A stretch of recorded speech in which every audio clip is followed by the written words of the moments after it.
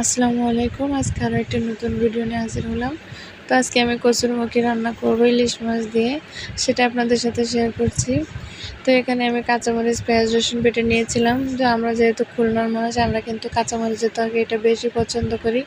তো আপনারা যারা কাঁচামরিচ খান না বা পছন্দ করে না, তারা এখানে শুকনো মরিচ ব্যবহার করতে পারেন, কাঁচামরিচটা স্কিপ করে। তো আমি এখানে দেখেন মশলাগুলো কষিয়ে নিলাম। এখানে আমি লবণ আর হলুদ দিয়ে দিচ্ছি। আমি যেহেতু আজকে ইলিশ মাছ রান্না করব, তো এখানে আজকে কোনো এক্সট্রা মশলা ব্যবহার করব না, কারণ ইলিশ মাছে কিন্তু এক্সট্রা মশলা ব্যবহার করলে ইলিশ মাছের স্মেলটা নষ্ট হয়ে যায়।